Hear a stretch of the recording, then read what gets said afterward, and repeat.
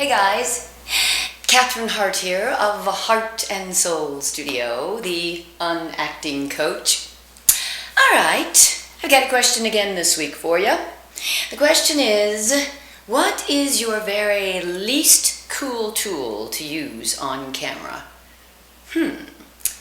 Talking. Yeah, talking. That thing you guys love to do, well, I have to admit I love to do it too. It is, in fact, I never shut up.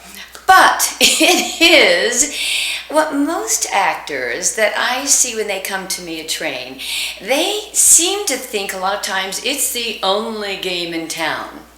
But it's not, because camera is about pictures.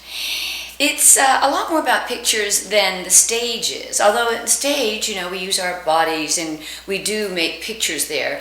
But we talk a lot more on stage because we can't change the scenery so fast as we can on film. So on film, we have another tool available to us, and that's this beautiful camera. And the camera can watch the butterflies floating around the sky and landing on my hand while I look like I'm thinking, gee, I do love him. And on stage, we need to tell you, I was in the park today, and a little butterfly landed on my hand while I was thinking how much I love you. So we talk a lot more on stage than we do on scripts that are for camera. Now, the reason is because we have this great tool, the camera, and it is a very pictorial medium. So as an actor, you should start really paying attention to the other tools I have to work with besides what comes out of my mouth. Well, and let's think about it, practically here. If you were reading a book, would you just read the dialogue in the book? Nah, it wouldn't make any sense at all. So the writer of the book wrote everything. He didn't just write what the people said. He wrote the descriptions of where you are and the things you're thinking and feeling. He wrote all that stuff too. So the same thing happens with a script writer. When you look at a script, please don't just look at your words. Look at the directions and start envisioning what is this going to look like? Where am I? I'm in the middle of the woods and lost. And what am I feeling? And the energy in my eyes. So we have all these other tools that are much more powerful than just the words that come out of our mouths. In fact, if you really make it all about the words, it becomes kind of artificial because I start really just acting with my lines instead of the way I look at you and what I'm doing with my fingers. We have all these tools, my clothing, my hair, my skin, my energy, my camera technique. So, all these little things that we do as actors, this is why we need to know camera technique, because I do want to understand how much it is about the way I slowly turn and look.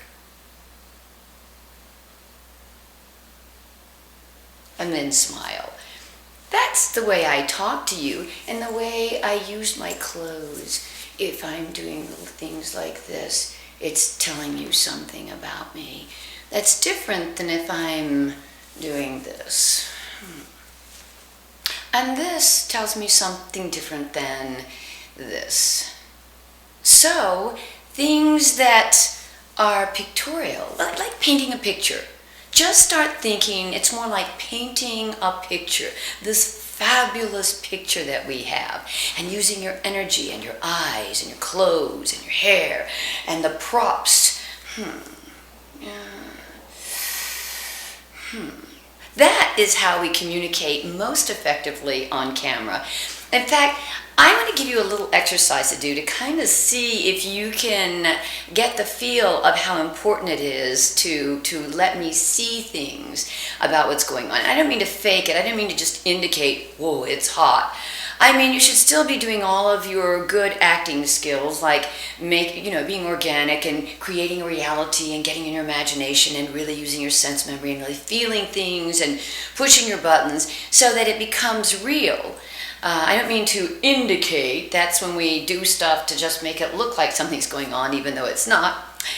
But what I would like you to do is, as an exercise, do a scene, and when you play it back, turn the volume off so that you don't hear what you're saying. I have this theory that you should pretty much understand the scene and what's going on in the character without listening to them, by just watching them if it's a good camera scene. Yes, the words are important sometimes. I'm not saying you can't have beautiful words. And sometimes the words are saying the exact opposite of the way I'm looking. But in general, as a little exercise to get you used to how much these other communications are important, not just the words, just see if you can do a monologue or a scene without the volume up. And then also, as a second exercise, you might try not using any words at all. In fact, in my on-camera classes, sometimes I will give you like 4 words to say in the scene, and there's something like, oh, so, what?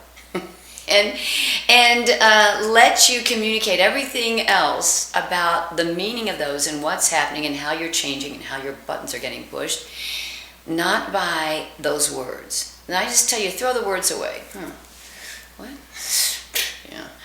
Just throw the words away. Don't make them, oh, so, what? So they're not that powerful. I know in that case, because I wrote the words, and the scene was all about what's going on inside of you and what I see you doing. So, make some pictures and have some fun, and, I don't know, just go out and enjoy life. That's what I'm about to do. See you next time.